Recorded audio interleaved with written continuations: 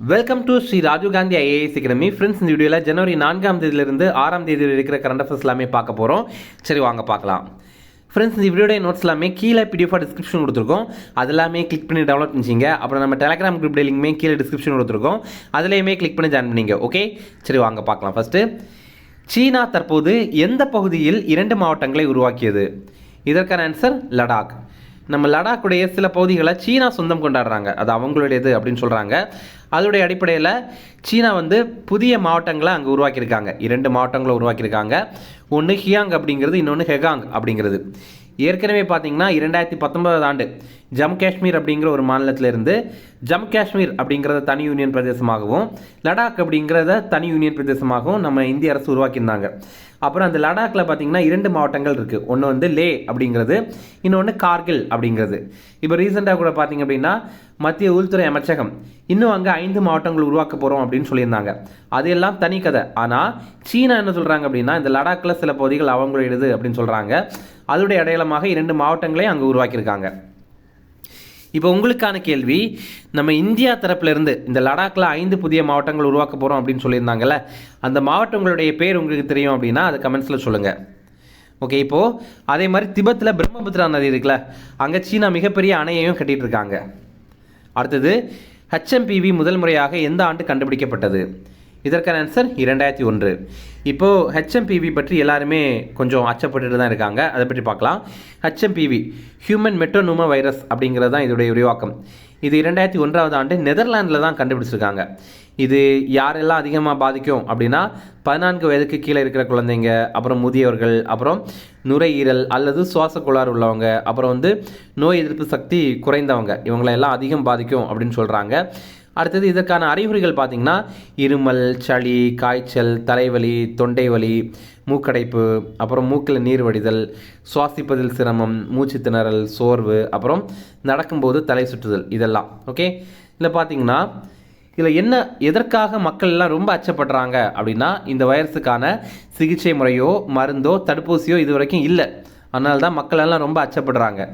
ஆனால் என்ன பண்ணுறாங்க அப்படின்னா காய்ச்சல் சளிக்கான மருத்துவம், அப்புறம் வலி நிவாரணி மருந்துகள் எல்லாமே ஹாஸ்பிட்டல்ஸில் கொடுக்குறாங்க. இதில் இன்னொரு விஷயம் பார்த்திங்கன்னா நம்ம நீர் சத்து குறையாமல் பார்த்துக்கணும், அடிக்கடி தண்ணி குடிக்கணும் அப்படின்னு சொல்கிறாங்க. அப்புறம் இதில் குறிப்பிட்டிருக்க அறிகுறிகள் எல்லாம் நமக்கு தெரிஞ்சிச்சு அப்படின்னா நம்ம ஹாஸ்பிட்டல் போகிறது நல்லது. அடுத்தது, இஸ்ரோ விண்வெளியில் முதல் முறையாக எந்த பயிரை முளைக்க செய்தது? இதற்கான ஆன்சர் தட்டைப்பயிறு. காராமணி அப்படின்னு சொல்லுவாங்கல்ல, அந்த பயிர் தான் தட்டைப்பயிறு அப்படிங்கிறது. இஸ்ரோ பார்த்தீங்கன்னா முதல் முறையாக விண்வெளியில் ஒரு பயிரை முளைக்க செஞ்சு சாதனை படைத்திருக்காங்க. அது தட்டைப்பயிர் தான். இப்போது PSLV C60 அப்படிங்கிற ராக்கெட் மூலமாக இந்த போயம் 4 அப்படிங்கிற விண்கலத்தை நம்ம விண்ணில் இப்போ ரீசெண்டாக தான் செலுத்தியிருந்தோம். அதில் தான் இந்த விதைகள் முளைத்திருக்கு. கிராப்ஸ் அப்படிங்கிற திட்டத்துக்கு தான் இந்த முன்னெடுப்பை இஸ்ரோ மேற்கொண்டிருக்காங்க. கிராப்ஸ் இதோடைய விரிவாக்கம் பார்த்தீங்கன்னா compact research model for orbital plan studies அப்படிங்கிறது தான். ஃப்ரெண்ட்ஸ், நம்ம ராஜீவ் காந்தி ஐஏஎஸ் அகாடமியில் TNPSC Group 1, Group 2, Group 4 எக்ஸாமுக்கான கிளாஸஸ் ஸ்டார்ட் பண்ணியிருக்கோம். அதே மாதிரி தமிழ்நாடு SA எக்ஸாமுக்கான கிளாஸுமே ஸ்டார்ட் பண்ணியிருக்கோம். நம்ம இன்ஸ்டியூட்டில் ஆன்லைன் கிளாஸ் தான் இருக்குது, அதே மாதிரி ஆஃப்லைன் கிளாஸ் தான் இருக்குது. நீங்கள் நேரடியாக படிக்கணும் அப்படின்னா சென்னையில் அண்ணா நகரில் நம்ம இன்ஸ்டியூட் இருக்குது. அதே மாதிரி ரெகுலர் கிளாஸ் இருக்குது, அதே மாதிரி வீக்கெண்ட் பேட்ச் இருக்குது. SA எக்ஸாமுக்கெல்லாம் ஓப்பன் கோட்டாக்கம் கிளாஸஸ் இருக்குது, அதே மாதிரி டிபார்ட்மெண்டல் கோட்டாக்கம் கிளாஸஸ் இருக்குது. இது சம்மந்தமாக உங்களுக்கு ஏதாவது தகவல் தரணும் அப்படின்னா ஸ்க்ரீனில் தெரிகிற 2 நம்பருக்கு கால் பண்ணி பேசிக்கலாம். அடுத்தது, சென்னை சங்கமம் நம்ம ஊர் திருவிழா 2025 நிகழ்ச்சி இப்போ தொடங்க போகுது. இந்த ஆண்டு நடைபெறுவது 4வது பதிப்பு. இந்த 4வது பதிப்பு இந்த ஆண்டு ஜனவரி 13ஆம் தேதி தொடங்க போகுது. இதில் கிராமிய கலை நிகழ்ச்சிகள் எல்லாம் நடைபெறும். சென்னை மாநகருடைய 18 இடங்களில் இந்த கலை நிகழ்ச்சிகள் நடைபெறுது. அடுத்தது, சிந்துவெளி பண்பாட்டு கண்டுபிடிப்பு நூற்றாண்டு நிறைவு பன்னாட்டு கருத்தரங்கம் இப்போ சென்னையில் எழும்பூரில் நடைபெற்றது. இதில் நம்முடைய முதல்வர் ஸ்டாலின் சில அறிவிப்புகளை வெளியிட்டிருக்காரு, அதை பற்றி பார்க்கலாம். இப்போது சிந்துவெளி பண்பாட்டு எழுத்து முறையை புரிந்து கொள்றதுக்கு வழிவகை பண்ணாங்க அப்படின்னா $1 மில்லியன் வழங்கப்படும் அப்படின்னு முதல்வர் ஸ்டாலின் சொல்லியிருக்காரு. இப்போ இதை பற்றி பார்த்தீங்கன்னா இப்போ இந்த சிந்து வெளியில் இருக்கிற அந்த எழுத்து முறை இருக்குது பார்த்தீங்களா, அது சித்திர எழுத்து முறை அப்படின்னு சொல்லுவாங்க. அது இன்னைக்கு வரைக்குமே பல்வேறு அறிஞர்களால் கண்டுபிடிக்க முயன்றோம், அவ்வளோவா கண்டுபிடிக்க முடியலை. அப்போது இன்னொரு விஷயம் என்ன சொல்கிறாங்க அப்படின்னா அதை கண்டுபிடித்தாங்க அப்படின்னா நம்ம சிந்துவெளி நாகரிகத்திற்கும் நம்ம தமிழ்நாட்டில் இருந்த நாகரிகத்திற்கும் இடையில இருந்த தொடர்பு வந்து வெளிவரும் அப்படின்ற மாதிரி சில அறிஞர்கள் நம்புகிறாங்க. அப்போ அதோடைய அடிப்படையில் பார்த்தீங்கன்னா இந்த சிந்துவெளி பண்பாட்டு எழுத்து முறையை புரிந்து கொள்றதுக்கு யாராவது வழிவகை பண்ணாங்க அப்படின்னா அவங்களுக்கு $1 மில்லியன் வழங்கப்படும் அப்படின்னு தமிழக முதல்வர் சொல்லியிருக்காரு.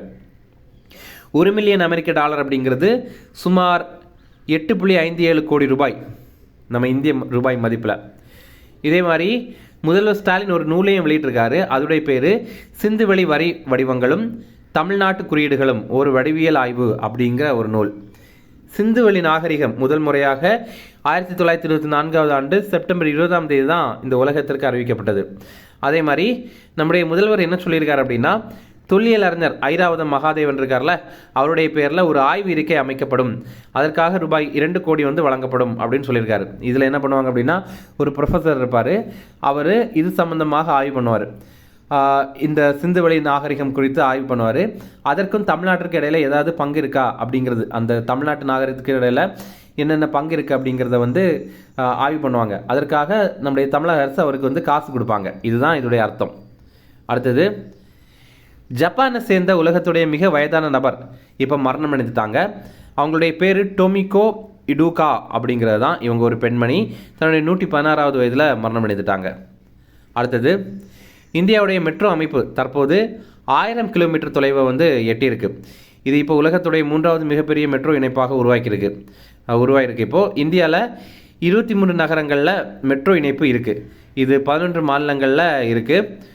டெய்லி பார்த்திங்கன்னா 1 கோடி பேர் இந்த மெட்ரோவை பயன்படுத்திட்டு தான் இருக்காங்க. நம்ம சென்னையில் மெட்ரோ 2015 ஆண்டு ஜூன் மாதம் வந்து தொடங்கப்பட்டது. அடுத்தது, ரொம்ப முக்கியமானது, தமிழக அரசுடைய விருதுகள். இது பற்றி எக்ஸாமில் அடிக்கடி கேட்டுகிட்டே இருக்காங்க, அதனால் இது கண்டிப்பாக பார்த்துங்க. 2024 தந்தை பெரியார் விருது, இதை விடுதலை ராஜேந்திரன் அப்படிங்கிறவர் பெறாரு. அப்புறம் 2024 அண்ணல் அம்பேத்கர் விருது, இதை ரவிக்குமார் எம்பி வந்து பெறாரு. இந்த ரவிக்குமார் எம்பி இருக்கார்ல, இவர் ஒரு எம்பி, அதாவது மெம்பர் ஆஃப் பார்லிமெண்ட். இவர் விழுப்புரம் நாடாளுமன்ற தொகுதி உறுப்பினர். விழுப்புரத்துடைய லோக்சபா எம்பி வந்து இவர் தான்.